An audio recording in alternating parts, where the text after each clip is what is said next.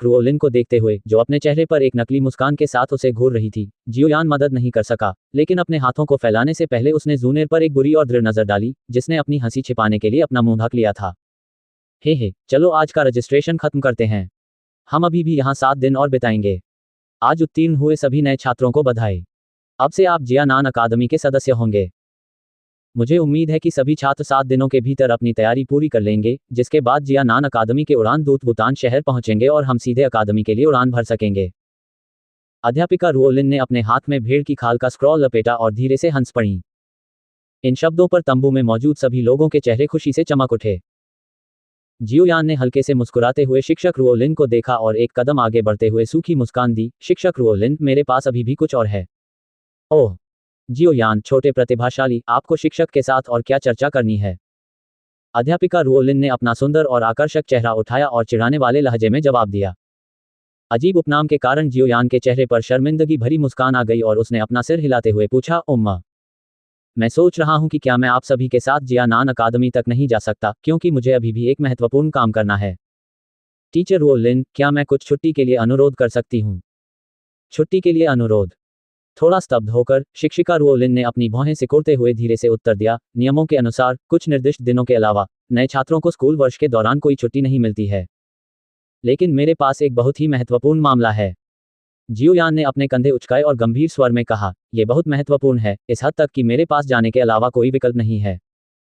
उसके ठीक बगल में जुनेर का नाजुक चेहरा जियाओयान के शब्दों से और भी गहरा हो गया। उसके हाथ उसके बालों को सहलाने लगे।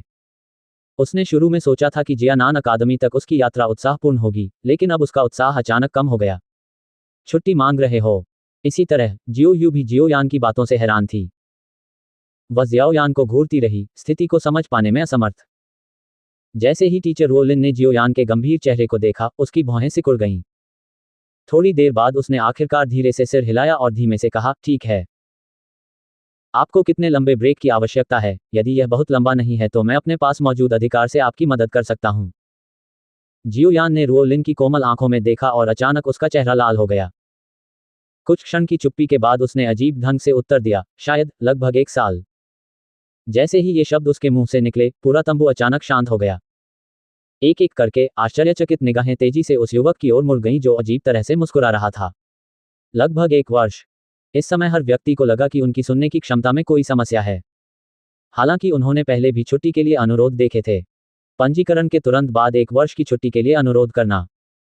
जियानान अकादमी की स्थापना के बाद ऐसा पहली बार हुआ था। यूएर, आपके कबीले का ये लड़का, ये बहुत ज्यादा दबंग है ना? 1 वर्ष। क्या वह जानबूझकर जियानान अकादमी नहीं जाना चाहता है? जूनी स्तब्ध होकर जियाओयान को देखती रही और चौंकते हुए उसने जियाओयू से तेजी से सवाल दागे। जियाओयू ने अपना सिर हिलाते हुए कड़वी हंसी हंस दी। उसे भी समझ नहीं आया कि जियाओयान कहां से आ रहा था। क्या आप मेरे साथ मजाक कर रहे हो? शिक्षिका रुओलिन ने अपनी लंबी पलकें झपकाईं क्योंकि वह नहीं जानती थी कि जियोयान की बातों पर हंसे या रोए। 1 वर्ष की छुट्टी के लिए अनुरोध कर रहे हैं। यह अकादमी में बिताए गए कुल समय का लगभग 1/3 था। जियोयान ने असहायता से अपना सिर हिलाया और कहा, मैं इस मामले पर शिक्षक के साथ गंभीरता से चर्चा कर रहा हूं। अपनी काली भौहों को कसकर एक साथ रखते हुए टीचर रुओलिन ने जियोयान के चेहरे को देखा। भले ही उस पर बेबसी का भाव था, लेकिन उसे इस बात का एक छोटा सा भी संकेत नहीं मिला कि वह मजाक कर रहा था। शिक्षिका रुओलिन ने आह भरते हुए अपना सिर हिलाया और फिर धीरे से कहा, यह छुट्टी बहुत लंबी है, मेरे पास इसे स्वीकृत करने का अधिकार नहीं है।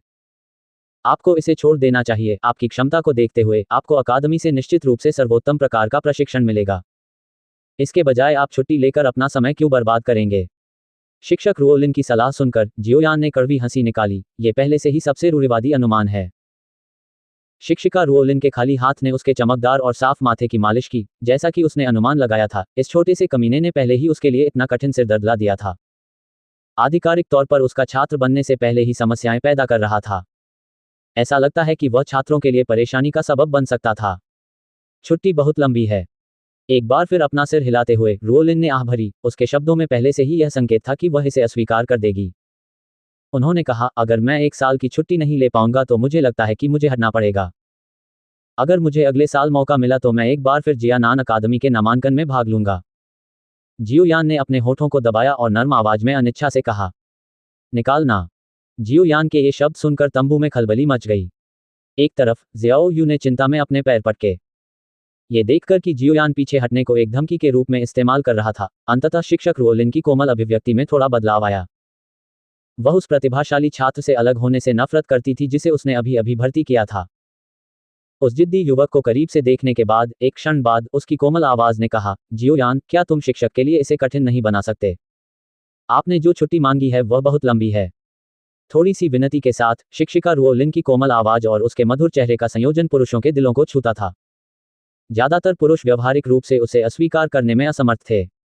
तंबू के अंदर मौजूद कई छात्र उसकी बातें सुनकर अनायास ही अपना सिर हिला रहे थे। जब उन्हें अंततः होश आया तो वे शर्म से लाल हो गए। इस नाजुक सुंदरता के हमले के तहत जियोयान का दिल भी तेजी से धड़क रहा था, फिर भी उसका आत्मनियंत्रण एक सामान्य व्यक्ति की तुलना में कहीं अधिक मजबूत था। धीरे से सांस छोड़ते हुए सबकी निगाहों के सामने उसने अपना सिर हिलाया और गंभीरता से कहा, शिक्षक रुओलिन, मुझे इस 1 साल की छुट्टी चाहिए। इसमें कोई बदलाव नहीं हो सकता। शिक्षिका रुओलिन ने उस युवक की ओर देखा जिसने अत्यंत दृढ़ता के साथ उत्तर दिया था। एक बार फिर सिरदर्द महसूस करते हुए उसके खाली हाथ ने हल्के से उसके उज्ज्वल और साफ माथे को फिर से मालिश किया। एक क्षण बाद अंततः जियोयान की जिद से थोड़ा क्रोधित होकर वह अचानक उठ बैठी और दांत पीसते हुए बोली। वह तेजी से आगे बढ़ी और जियाओयान के सामने रुकी और गुस्से से उसके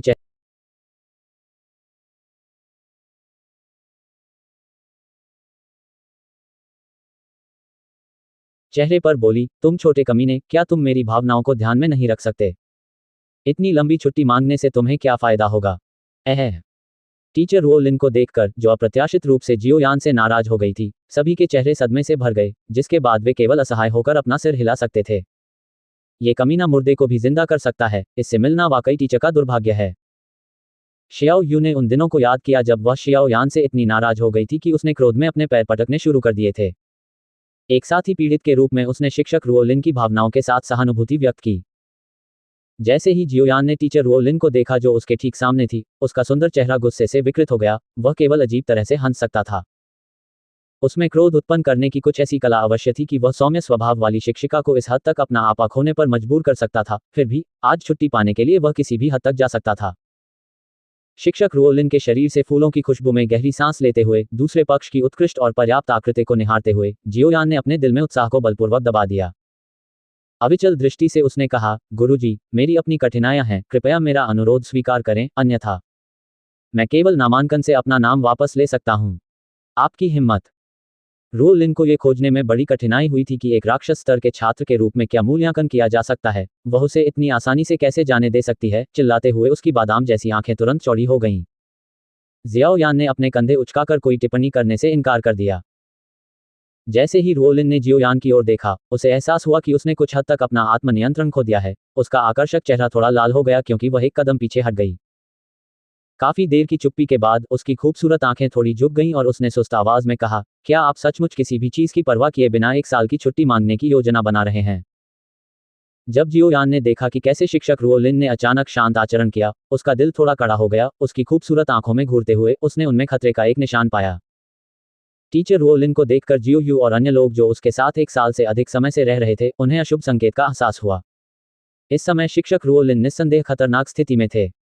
हालांकि जियोयान ने पहले से ही खतरे के संकेत महसूस कर लिए थे, इस समय भले ही उसका सामना खंजरों के पहाड़ और आग के समुद्र से हो, वह केवल खुद को संभाल सकता था। मुंह में लार भरकर उसने तुरंत सूखी मुस्कान दी और अपना सिर हिला दिया। जियोयान के सिर हिलाने पर शिक्षक रुओलिन ने धीरे से आह भरी। सिर हिलाते हुए शिक्षिका रुओलिन की पतली उंगलियां उसके काले बालों में कंघी कर रही थीं और उन्होंने ठंडे दिमाग से कहा, ठीक है, तो छुट्टी के लिए अनुरोध करना असंभव नहीं है। ये शब्द सुनकर जियोयान जरा भी उत्साहित नहीं हुआ, बल्कि वह जानता था कि इसमें कोई चाल है। जैसे ही टीचर रुओलिन ने शांत और संयमित जियाओयान को देखा, उसकी भौहें आश्चर्य से ऊपर उठ गईं। जाहिर है, जियोयान का आत्मनियंत्रण उसकी उम्मीदों से कहीं अधिक था। सुस्ती से जियोयान की ओर देखते हुए शिक्षक रुओलिन ने अचानक उसे एक कोमल मुस्कान भेजी, लेकिन उसकी नर्म और कोमल आवाज ने बाकी सभी को दया से जियोयान की ओर देखने पर मजबूर कर दिया। यदि आप शिक्षक के साथ 20 दौर तक टिक सकते हैं, तो आपके अवकाश के वर्ष में आने वाली समस्याओं का समाधान शिक्षक द्वारा किया जाएगा। शिक्षिका रुओलिन के इन शब्दों पर जूनी और अन्य महिला छात्रों ने जियोयान की ओर से आह भरी। कुछ ही देर बाद उन्होंने शियाओ यू की ओर देखा जो सहानुभूति के साथ मुस्कुराने की बहुत कोशिश कर रही थी और सांत्वना दी, यू ज्यादा दुखी मत हो। ये घमंडी कमीना। जियाओ यू ने अपने दांत पीसते हुए जोर से जमीन पर पैर पटका।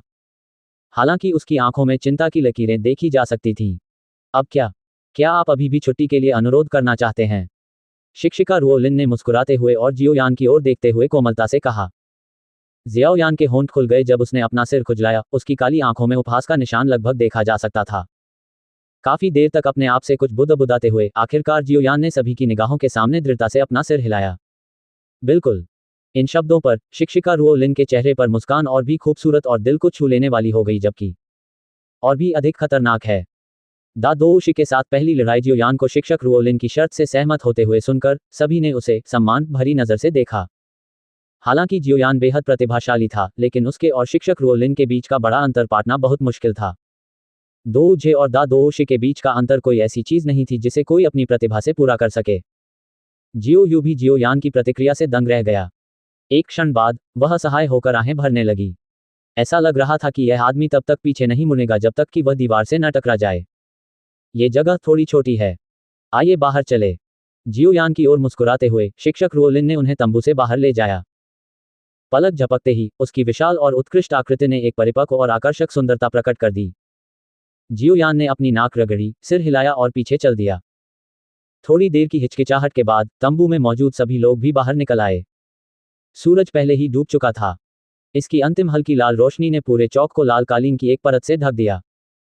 पूरे दिन धूप में तपने के बाद चट्टानें और जमीन भी ठंडी होने लगी थी। चौक के बीच में खड़े होकर कभी कभी बाहर मौजूद बहुत कम भीड़ की झलक देखी जा सकती थी। चौक के मध्य में एक ताज़ा और ठंडी हवा बह रही थी, जो शियाओयू और अन्य लोगों को आराम प्रदान कर रही थी, जो अभी अभी तंबू से बाहर निकले थे। कई लोगों की निगाहों के सामने जियोयान मैदान के बीच में चला गया और शिक्षक रुओलिन के सामने मुस्कुराते हुए खड़ा हो गया।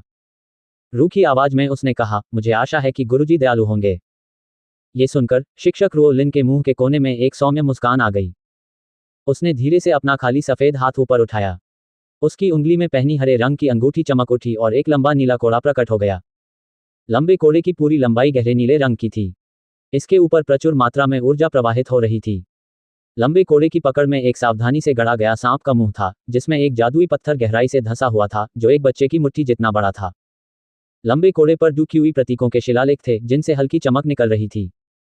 लंबे चाबुक की ढलाई को देखकर ही कोई भी जान सकता था कि शिक्षक रुओलिन के हाथ में जो वस्तु थी, वह एक जादुई हथियार था जिसे बहुत सावधानी से बनाया गया था। हथियार की कोमल आभा को देखकर यह स्पष्ट था कि हथियार की विशेषता शिक्षक रुओलिन के समान थी। इस हथियार का उपयोग लड़ाई में करने से उसकी ताकत कम से कम 1 या 2 स्तर तक बढ़ जाएगी। TL magic core magic beasts के कोर जियोयान की सूखी मुस्कान का सामना करते हुए शिक्षिका रुओलिन ने सीधे तौर पर यह साबित करने के लिए अपने कार्यों का इस्तेमाल किया, कोई मौका नहीं था कि आपको मुझसे 1 साल की छुट्टी मिलेगी। लंबे चाबुक के साथ और उसके सामने सुंदर ढंग से खड़ी खूबसूरत महिला को देखकर जियोयान ने अपने मुंह के कोने को खींचा और अपना सिर हिलाया। अरे, बस इस्तेमाल करने के लिए एक हथियार चुनो। अपना हाथ हिलाते हुए शिक्षिका रुओलिन ने अपने भंडारण रिंग के भीतर से एक स्टील की तलवार निकाली। उसकी उंगली हल्के से फड़की, जिससे तलवार एक काली छाया में बदल गई जो तेजी से जियोयान की ओर उड़ गई। जियोयान ने कोई हरकत नहीं की, क्योंकि उसकी नज़र धातु की तलवार पर थी जो भयावह गति से उसकी ओर उड़ रही थी, और वह उसे बड़ी ताकत के साथ अपनी ओर आने दे रही थी। जब धातु की तलवार जियोयान से लगभग आधा मीटर की दूरी पर थी, तो वह अचानक रुक गई और नीचे गिर गई और एक काली चट्टान के अंतराल में जा गिरी। अपने कंधों को उचकाते हुए जियोयान ने धातु की तलवार निकाली और बिना किसी आदेश के उसे इधर उधर घुमाया। उसने कभी भी तलवार चलाने की कोई तकनीक नहीं सीखी थी, इसलिए वह तलवार से बिल्कुल अपरिचित था। जियोयान की शांति ने टीचर रुओलिन को अपनी गहरी भौं उठाने पर मजबूर कर दिया। उसकी सुंदर आंखें प्रशंसा से भरी थीं। इतनी कम उम्र में इस तरह की मानसिक शक्ति और अपनी प्राकृतिक प्रतिभा को जोड़कर शिक्षक रुओलिन को यह पूर्वाभास था कि यह व्यक्ति बहुत मजबूत बनने की संभावना है। हम शुरू करें। शिक्षक रुओलिन का लंबा कोड़ा जियोयान के सामने जमीन पर पड़ा। इसके अंदर की जल ऊर्जा ने तुरंत चट्टान के तल पर पानी की बूंदें छोड़ दी। उसने धीरे से अपना सिर उठाया और मुस्कुराते हुए पूछा, उम्मा। जियोयान ने धीरे से अपना सिर हिलाया, उसका चेहरा और अधिक गंभीर हो गया। ये दा दोऊशी के साथ पहली लड़ाई थी। हालांकि उसे याओ लाओ की गुप्त मदद प्राप्त थी, लेकिन ऐसे मजबूत व्यक्ति का सीधे सामना करना जियोयान को काफी दबाव दे रहा था। उस मंच को देखते हुए जहां लड़ाई होने वाली थी, जियोयू चिंता में अपना हाथ कसने से खुद को रोक नहीं सकी। उसके चेहरे पर चिंता छिपाना मुश्किल था। हाँ, कितना अहंकारी व्यक्ति है। अपनी छोटी सी प्रतिभा पर भरोसा करके 5 सितारा दा दोऊशे शिक्षक रुओलिन के साथ लड़ने की हिम्मत करना कितना घमंडी व्यक्ति है। जियोयू के चिंतित तरीके को देखते हुए लुओबू, जिसने शुरू में जियोयान की प्रतिभा को देखने के बाद खुद को संयमित किया था, ईर्ष्या से अभिभूत हो गया और एक बार फिर उसका उपहास किया। क्या कहा आपने? उन शब्दों को सुनकर पहले से चिंतित जियाओ यू ने तुरंत अपनी भौहें सीधी की, गुस्से से मुड़ी और मांग की, मैं केवल सच बोल रहा हूं। जियाओ यू द्वारा प्रदर्शित क्रोध का लुओबू की ईर्ष्या को बढ़ाने के अलावा कोई प्रभाव नहीं पड़ा। आपको उसकी आलोचना करने का क्या अधिकार है? क्या तुम दादोश से लड़ने की हिम्मत भी कर सकते हो? आपको तो बस अपनी पाखंडी मुस्कान दिखाना ही आता है। लेकिन जब आपके सामने कोई परेशानी वाली बात आती है तो आप सबसे पहले छिप जाते हैं। मुझे इस तरह के दोहरे चरित्र वाले आदमी से सबसे ज्यादा घृणा होती है। भले ही मैं मर जाऊं, मैं तुम्हें कभी पसंद नहीं करूंगा। जियाओ यू का चेहरा पूरी तरह से ठंडा था जब वह ठंडी आवाज में बोल रही थी। उसके निर्दयी और तिरस्कारपूर्ण शब्दों से आसपास के लोग स्तब्ध रह गए। इतने लंबे समय से उसे जानने के बावजूद उन्होंने उसे कभी इस तरह बोलते नहीं देखा था। लुओबू का चेहरा एक क्षण के लिए काला और सफेद हो गया, फिर उसने अपनी आंखें हटा लीं और युद्ध के मैदान में उस युवक को घूरने लगा। उसकी आंखों में एक अस्पष्ट विषैली घृणा चमक उठी। युद्ध के मैदान के बाहर की व्यंग्यात्मक और ठंडी आवाज का अंदर के गहन वातावरण पर कोई प्रभाव नहीं पड़ा। जियोयान शिक्षक रुओ लिन को गौर से देख रहा था, उसका शरीर बार बार थोड़ा कांप रहा था। वह जानता था कि दादोशे का हमला उसके सामान्य विरोधियों की गति, शक्ति और अनुभव से कहीं अधिक होगा। इसलिए वह अपना पूरा ध्यान दूसरे पक्ष की हर एक छोटी सी हरकत पर केंद्रित कर सकता था और उसके अगले हमले का पूर्वानुमान लगाने का प्रयास कर सकता था। जियाओयान की तत्परता पर एक संक्षिप्त नजर डालते हुए शिक्षिका रुओ लिन ने एक संक्षिप्त मुस्कान दी और अपना हाथ लहराया। अपने बिल से निकलते सांप की तरह लंबे चाबुक ने सीधे जियाओयान पर वार करने से पहले हवा में एक हल्की नीली रेखा छोड़ी। जैसे ही लंबा चाबुक हवा में से गुजरा, ठंडी हवा में नमी आ गई। 10 मीटर से अधिक की दूरी पार कर चुके लंबे कोड़े को देखकर जियोयान की आंखें सिकुड़ गईं और उसने धीरे से सांस छोड़ी। जैसे ही वह सिर पर लगने वाला था, उसने अचानक अपना शरीर थोड़ा बाईं ओर घुमा लिया। लंबा कोड़ा अपनी टूटी हुई हवा के साथ जियोयान के कपड़ों के किनारे से टकराता हुआ नीचे आया और अंततः चट्टान की जमीन पर भारी रूप से गिरा। जमीन पर तुरंत ही पानी का एक बड़ा धब्बा उभर आया। शिक्षक रुओ लिन के हमले को चकमा देने के बाद जियोयान का चेहरा भारी दिखाई दिया क्योंकि वह जमीन से भारी कदम उठा रहा था। उसने अपने शरीर को दबाया, फिर शिक्षक रुओ लिन की ओर धनुष से निकले तीर की तरह चला। ये छोटी सी 10 मीटर की दूरी पलक झपकते ही तय की जा सकती थी। जैसे ही जियोयान अपने आक्रमण क्षेत्र में प्रवेश करने वाला था, एक बड़ी ताकत उसकी पीठ से आक्रमण करती हुई आई। जियोयान का चेहरा बदल गया और वह अचानक जमीन पर गिर पड़ा। एक नीले रंग की परछाई उसके सिर के पीछे से होकर गुजरी और फिर क्षैतिज रूप से आगे बढ़ गई। अपना शरीर जमीन पर टिकाकर जियोयान ने अपना हाथ जमीन पर जोर से मारा। एक मजबूत पीले रंग की आकारहीन शक्ति ने जमीन पर जोरदार प्रहार किया। तुरंत ही प्रतिबल ने जियोयान के शरीर को हवा में धकेल दिया। हवा में ही जियोयान ने तेजी से अपना शरीर घुमाया। उसके हाथ में मौजूद धातु की तलवार ने उसके घूमने से गति प्राप्त कर ली और फेंके जाने के बाद शिक्षक रुओ लिन की ओर झपटी। धातु की तलवार ने हवा को चीर दिया। इसकी काली आकृति में बिजली जैसी तेज शक्ति थी। हवा में घुसती धातु की तलवार को उदासीनता से देखते हुए शिक्षिका रुओ लिन ने हल्के से अपना हाथ हिलाया। उसके हाथ में पकड़ा हुआ लंबा नीला कोड़ा उसकी ओर लौटा और रहस्यमय ढंग से हवा में उलझकर एक नीली दीवार बन गई। डिंग! जैसे ही धातु की तलवार और नीली दीवार संपर्क में आई, तुरंत ही एक स्पष्ट टकराने वाली ध्वनि निकली। संपर्क से उत्पन्न तीव्र आघात से तलवार कई टुकड़ों में टूट गई। तलवार को 10 से अधिक टुकड़ों में टूटते हुए देखकर शिक्षिका रुओ लिन ने अपना नम लाल छोटा मुंह उठाया और हमला करने ही वाली थी कि उसका चेहरा बदल गया। हवा में उड़ते हुए 10 से अधिक टूटे हुए टुकड़ों को अचानक एक आकारहीन शक्ति ने उठा लिया और वे उस ओर उड़ गए जहां जियोयान था। छोटे धातु के टुकड़े हवा में फैलकर जियोयान की ओर बढ़े। तेज टूटती हवा उस धातु की तलवार से कहीं अधिक शक्तिशाली थी जिसे पहले घुमाया और फेंका गया था। 10 से अधिक धातु के टुकड़े आधी यात्रा उड़ जाने के बाद जियोयान की हथेली से अचानक एक भयंकर धक्का देने वाली शक्ति फूट पड़ी। जियोयान के प्रहार से जमीन पर पड़ी मिट्टी भी हवा में बिखर गई। शियू शियू शियू! प्रचंड धक्का देने वाली शक्ति ने आसानी से छोटे धातु के टुकड़ों की ऊर्जा पर काबू पा लिया, जिसके बाद इन 10 से अधिक धातु के टुकड़ों ने अचानक दिशा बदल दी। बहुत अधिक आक्रामक गति और ताकत के साथ वे बिजली की तरह शिक्षक रुओ लिन की ओर बढ़े। इस छोटे लड़के में निश्चित रूप से कुछ क्षमता है। ये देखकर कि कैसे जियोयान अंतरिक्ष में वस्तुओं को आकर्षित करने और प्रतिकर्षित करने के लिए केवल एक दूजे की ताकत का उपयोग कर सकता है, एक ऐसा कार्य जिसके लिए एक दादूशे की ताकत की आवश्यकता होती है, शिक्षक रुओ लिन ने आश्चर्यचकित होकर प्रशंसा की। उसके खाली हाथ ने तेजी से उसके सामने हथेली का आकार बना लिया। उसके अंदर का डुक्यू निश्चित क्यू पथ का अनुसरण करने लगा और तेजी से घूमने लगा। कमजोर होता जल दर्पण! शिक्षिका रुओ लिन की आवाज सुनते ही हल्के नीले रंग का एक बड़ा टुकड़ा डुक्यूई उसकी हथेली से बाहर निकला, जिससे उसके सामने एक गोल नीले पानी का दर्पण बन गया। कमजोर करने वाला जल दर्पण एक रक्षात्मक डू कौशल था, जिसे केवल वे ही लोग प्राप्त कर सकते थे जो जल प्रकार के डुक्यूई का अभ्यास करते थे। यह कोई बहुत उच्च स्तर का कौशल नहीं था, केवल हाई हुआंग था। हालांकि यह बहुत व्यावहारिक था। डुक्यूई महाद्वीप में कई मजबूत लोग जो जल प्रकार डुक्यूई में अच्छी तरह से पारंगत थे, अपने मजबूत डुक्यूई का उपयोग करके इस अजीब पानी के दर्पण को बना सकते थे जिसमें हमले की ताकत को कम करने की क्षमता थी। जल दर्पण, जो आधा मीटर से अधिक मोटा था, डूबते सूरज के नीचे नीली और लाल दोनों रोशनी उत्सर्जित कर रहा था। पफ पफ, हवा को चीरते हुए आ रहे 10 से अधिक धातु के टुकड़ों ने पानी के दर्पण को छुआ और तुरंत उसमें घुस गए। हालांकि दर्पण के अंदर प्रवेश करने के बाद पानी की धार से प्रत्येक टुकड़े की ताकत खत्म हो गई। डैंग, अपने पीछे का बल खो देने के कारण धातु के टुकड़े पानी के दर्पण से बाहर निकलते ही एक हताश करने वाली आवाज के साथ कमजोर होकर पत्थर के फर्श पर गिर पड़े।